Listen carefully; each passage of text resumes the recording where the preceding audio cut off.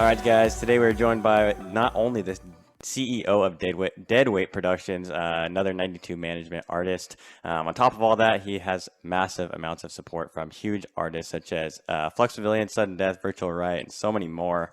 At this point, you have done a lot. You've done quite a bit, and you're consistent, super consistent about it, playing and traveling all kinds of places.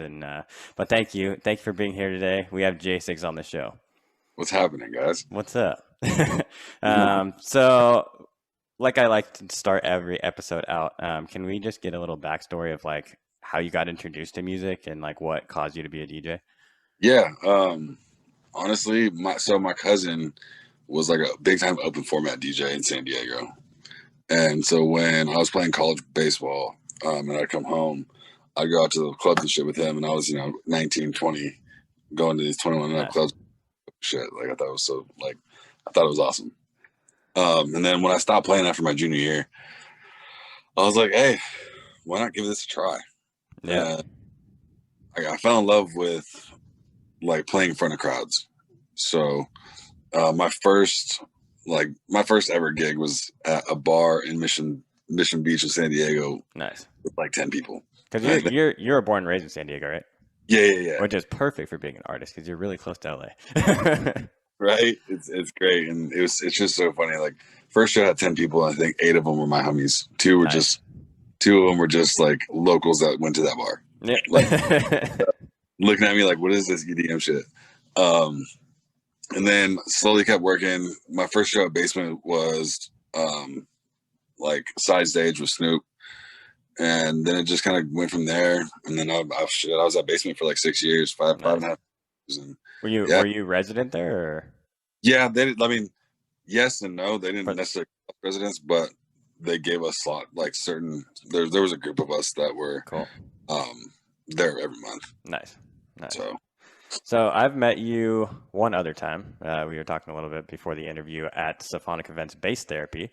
And actually, we have a mix series that are on the opposing weeks of the podcast release. And actually, this next week, we have someone coming up, a good friend of mine who opened for you that show. I don't know if you remember Lotus. Yeah, it was his very first show, and I'm pretty sure he just told me the story this week because I just saw him. He was like, dude, yeah, that's sick. You have Jaysyx on. He was like, he jumped up on stage in like the middle of our set and was like, dude, you guys throw the fuck down. So he like remembers that very clearly. So it's kind of cool, the timing on this. But why don't you tell us a little bit about like the defining moments that you can remember throughout your career that really has helped like propel you forward? a lot of them are just like when you make a track. It sounds dope as you could think it sounds dope as hell at home. Yeah. You can look at anybody that's with me at the house or whatever and be like, what do you think? And they're like, yeah, this is sick. But like when you actually play it in front of a crowd and watch them go nuts, it just that feeling just keeps. I made that. Yeah. And then with being on Subsidia and being able to say I was on the first release for Subsidia, it was. I mean, I remember when Jeff hit us back, me and Shoku. Mm-hmm. I was in awe for like a week. I didn't even was know. Happening. Yeah, and we were so because they were like, "Don't say anything," blah blah blah. And like, right. We were so afraid to like even tell our parents or anything. Like, we didn't want to say anything because we didn't want to mess it up. It was super hush hush then for you. Yeah, yeah. It was like months before it actually came out. Yeah. And then they kept going with the releases and stuff like that, and it wasn't as bad. But yeah, it just stuff like that. Knowing that it's kind of making I'm not gonna say I'm a staple in the industry yet, but it's starting to make some waves and it's catching people's ears and being brought out to these other cities. I was just in Scranton, and then I'm going back to Philly this weekend. Just to see like my stuff's making waves in other cities, especially across the country. Right. It's a good feeling. That's sick, man. And I know you've been touring a lot with Autocorrect. You guys are really good friends at this point. Yeah, no, boy. Yeah. Do you guys live close to each other? Yeah, like 10 minutes away from each other. Oh, okay. That makes sense then. Yeah, because he's also played for Bass Therapy, so I've met him too. But yeah, that's like the dynamic duo between you guys. Yeah, 4 collabs released right now, and we're sitting on another one with Sick. sound. That's probably the heaviest song that we've made. That's dope. Yeah, it's Nice. So how did that originally happen with like Subsidia and stuff? Like how are you guys approached with that? I just kept sending. I had Jeff's email, like Oh, gotcha. first email. I got it from a friend, and I just kept sending him things, and he finally replied and was like, "Yo, I'm gonna talk to you later, like later this week about this, but don't send this track to anywhere else." Sick. And then, we got in this email thread about a week later about, this is what we're doing. Again, it's hush hush, but we want to sign it. And then shortly after that, they sent us the paperwork for it, and it there was like talks about it and everything, but we didn't know if it was coming to fruition or not. Right. And so You then never really know until it actually happens. exactly a I'm month. learning. I'm learning that with this project. It's like, okay, I've talked to some people and they've said yes, but not every until it actually gets booked. Like, I'm not releasing it. I'm not telling nobody. Like, Yeah, thing like, and that's with any release, like yeah, any of like my label releases, until I get that like paperwork or until I like get a set date that it's coming out. right. I don't necessarily be. I'm not like, yeah, like I'm releasing. No, Like I wait until it actually comes to fruition, but because in the beginning, like I'd be told, yeah, like we'll do that for sure, and then hmm 6 months go by, and I'm still sitting here like, yo, like, oh, yeah, sorry, and I was like, okay, and I just keep pushing, but now it's less and less of that happening, which is nice. yeah. Well, especially as you start growing a brand and a name for yourself too. Like, more people, I feel like, respect that, and they're like, okay, we actually want him instead of like you reaching out, they're reaching out to you. So it's a little bit of a different dynamic from a business standpoint. I want to talk a little bit about 92 Management, because you are under them, and we've had Broken Dreamer on earlier this year, actually, end of last year, I think. And I know you were super supportive of that episode, so thank you for that. Yeah. But give us a little story of like why you chose them, when that happened, kind of the story of that. Justin reached out a while, or I think I reached out to him just because I was looking for management. This was like hmm um, and I didn't get a response for a minute because he was just busy with something. And there's a guy from Vegas that reached out and was like, "Yo, I want to manage you," blah blah blah. And I was like, "Okay, well." I stuck with him for like 3 months, and he didn't do anything for me, like nothing. Like it was horrible. So I ended that, and I reached back out to Justin, and I was like, "Yo, if the spot's still open," and he was like, "Yeah, for sure." Yeah, So we just kind of went balls to the wall after that, and just like, let's see how this works. And it's been great. And now, I mean, he's got Mr. J, hmm he's got Illusion, Cringe, like, and he's Suspect, Space Sloth, YSL. Like his roster is fat. right. His roster's fat, and he's only making it bigger. And like we were having, and he's the kind of manager like I like literally would just call in the middle of the week just to chop it up with him, and we talk about like stupid shit. I love Justin. I've met him and hung out with him a couple times at our shows. And last time, Broken Dreamer played that drive-in for us. In fact, he opened for Gom and Say My Name. I think that was the show. Was that the show? I think that was the right show. We've had a few drive-ins, but the show that he played for us that was a drive-in, Justin was there as well, and that was the first time I actually officially like met him. Like I've always talked to him like on like social media and stuff, but actually being able to meet him, I love Justin, man. Yeah, he's Such a awesome. good guy. Such a good guy. So shout out to him, and thank you also to him for setting this up, and thank you again. But tell us a little bit, because I know you have your own thing, Deadweight. Tell us some info on that, because I honestly don't even know that much about it. We're working on a couple things right now.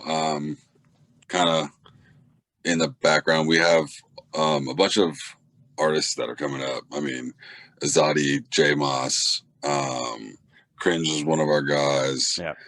Some younger cats, Cloud 30, Shay Flow.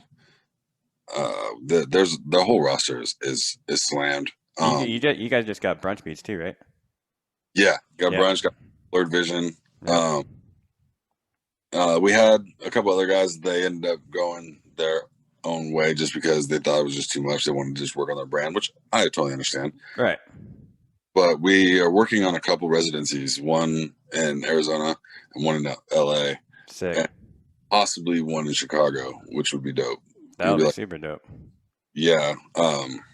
So if we can get that under our belt, we're gonna probably do that for the rest of the year, and then come out swinging next year with maybe 2 to 4 festivals, as long Sick. with the um, residency still going as well. So Awesome. You guys got a lot going on, man. You travel yeah, and you work full time, and Jesus yeah, Christ.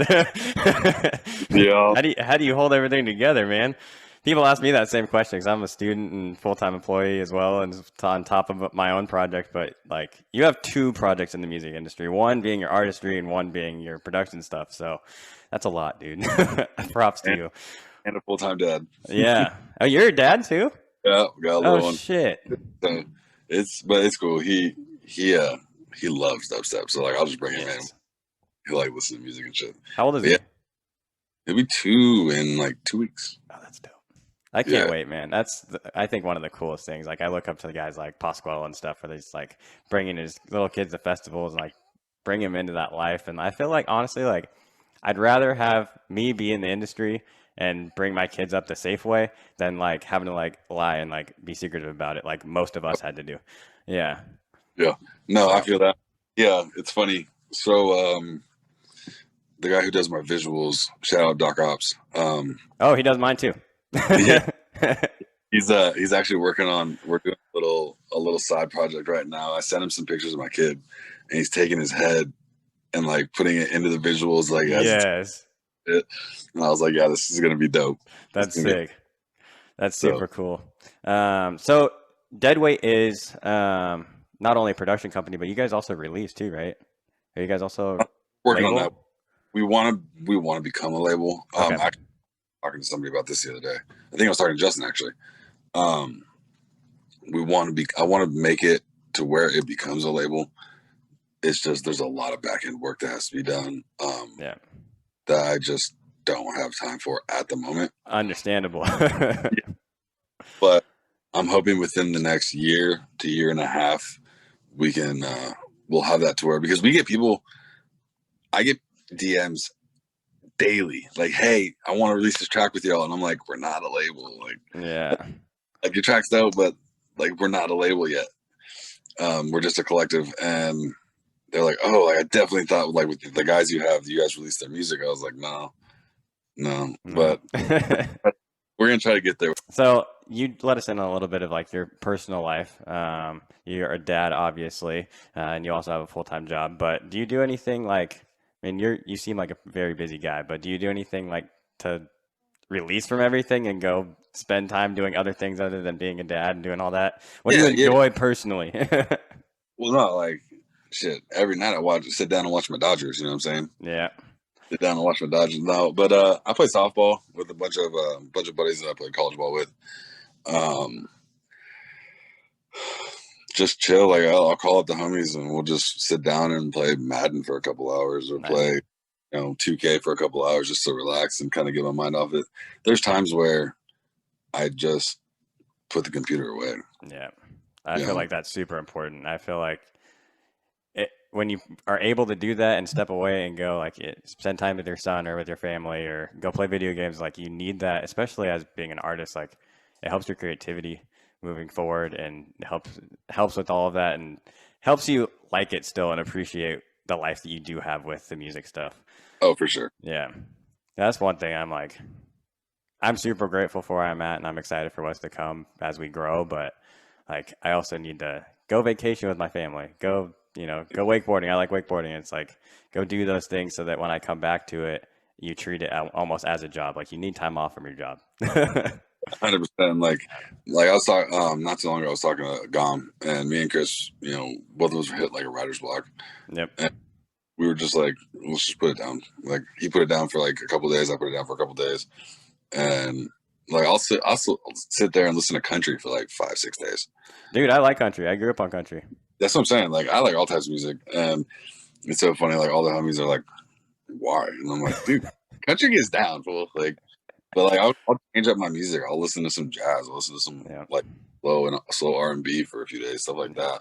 Do you have like in your back or in your history as like before you were an artist, did you grow up like going to like any other shows outside of like EDM stuff or concerts, or like were you a concert? Oh Are you still a concert goer to other concerts? yeah. Okay. Country. San Diego does some poppin' country concerts. Yeah. Um, Uh-oh. take my little ones home. Um, yeah, country, R&B for sure, rap. Yep. Like I was hella into rap when I was younger. I was into like the whole West Coast thing. You know, especially all the Mac Dre, Keep the Sneak, all that. Like, and I know from the, you know, you guys being from the Bay, Mm-hmm.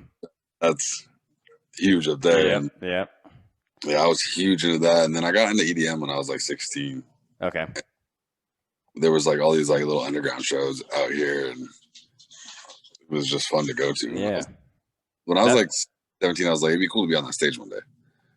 That's how And most people, yep. That's how it usually starts. It's weird because for me, it's like I was looking at everyone, like the guys running, like all the staff in like black shirts and like guys behind the scenes and like even like meeting some managers and stuff. I'm like, I want to do that. So like for artists, I hear that all the time where they're like, I want to be up on that stage. Like I never had that vision. I had like how can I make money? Like how can I work this? How can I like business? Like I want to go do that. So it was a much different thing, but I feel the like you seeing other people doing it and then like it engraving like a dream for you and then just pursuing that and pushing, giving yeah, everything you got, which it, obviously you have done very well. yeah, it was just like seeing people get down, you know, Yeah, seeing these, and it was, they were undergrounds, they were packs, but they were like quote unquote no name artists, and they were just making these people get down. And I was like, this is yeah. dope. Like, I want to do that. And the funny thing was, like, all my friends back then were like, EDM's dumb. It's like now they're like, oh, you got tickets to your show? Yep. Like, Yeah, now it's the cool thing. yeah, That was one thing. That's one thing that like I've learned too is like just one is being yourself. And for most of us, especially now, I feel like the next generation coming up is gonna be like it's already the cool thing for them. But for us, it was like we're just being ourselves and what we like. So I don't care yeah, if you fuck with it or not. Like I'm doing exactly. it. That's what my music. Like, Yeah, I don't care. I like it. yeah, I like it's a plus that other people do. But like when I was making shit in the beginning, I was like, you know, I fuck with it. If you guys don't, whatever. yep. But And as you continue to like, oh, I like that better than the last one, like always trying to improve, eventually, most of the time, that's when people eventually grab on because your yeah, stuff slowly gets better over time. So, oh, um, I had to take some stuff down off Spotify like a couple weeks ago because I was hella old. This is not one. This is like this is not me anymore. And two, it just sounds so bad. yeah, Like, why did I yeah. put this? When was that like defining moment of like, has it just been a slow growth for you, or was there like a moment where like, I guess Subsidia release, you were kind of saying that earlier. Was that like the defining moment where you're like, okay, now we're making some moves? Yeah, it was that. It was actually when Dirtysnatcha kept releasing my stuff. Yes. I had like 4 or 5 releases with him, and I was like, okay, like he's a big name I look up to, and he really fucks with my music. Like he would hit me up like, yo, you have anything to release? Like, let's get another one out.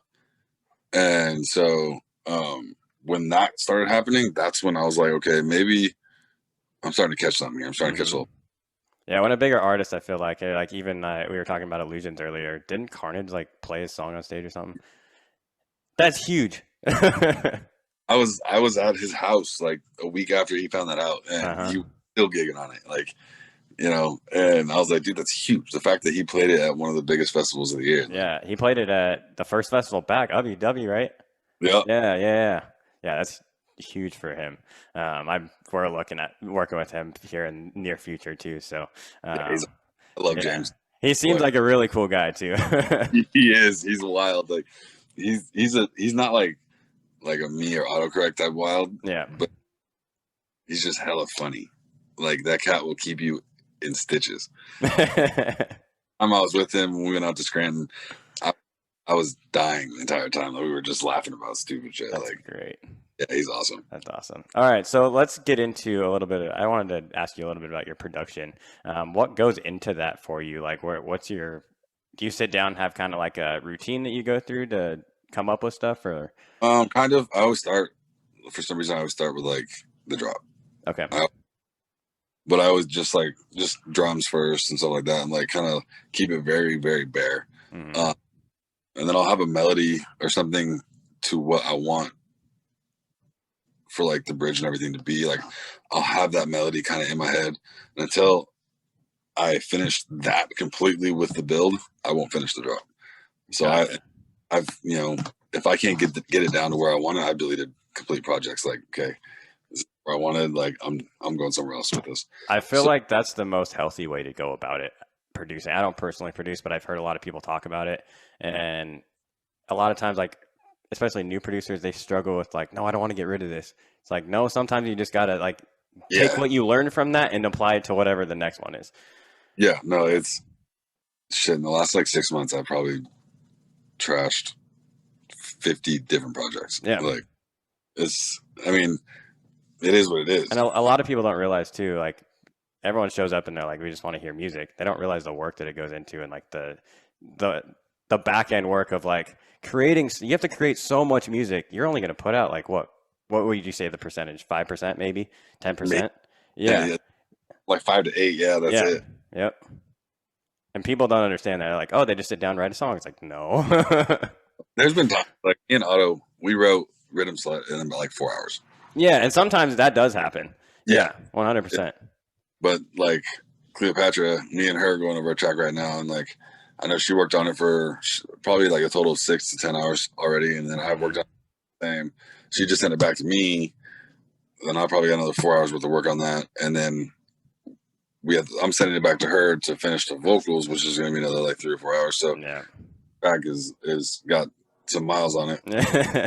But it's like we've sent teasers to some of our bigger homies, and this could be like the breakout track for us. Sick. Yeah, Hell yeah. it's a trip. The people are telling us to send it to Never Say Die, to Disciple, like, and Oh, shit. and like when a lot of these bigger homies are saying that, I'm like, okay, this one might catch a little. Yeah. That's sick, man. All right. Well, we need to start wrapping up because we're running out of time. But can you tell us a little bit? I listened to it, but tell the fans a little bit about what they can expect in the mix that's going to come up right after this. A lot of new stuff. Mine and Cleo's new track. Me and Casey Jones have a new one in there. Mr. J's not on that version because we just wrapped that up, but that's gonna drop soon via a dope West Coast label. There's all my EPs in there that dropped earlier this year. There's Ignore that, guys. that's just Dakota saying hi. And there's a couple other tracks that I'm bringing out myself. Hopefully in the next 2 to 3 months that I think you guys like. So Sick. Stuff. And a lot of edits. I don't know why. I heard those in there. I'm a little for. I love to make them little mashup edits and everything, but a lot of them in there, and a lot of the ones I use for shows. So Cool. All right, man. Well, thank you so much for being on today, and it was a pleasure talking with you. And then we'll jump into the half-hour mix. So I hope you guys enjoy that. Cool.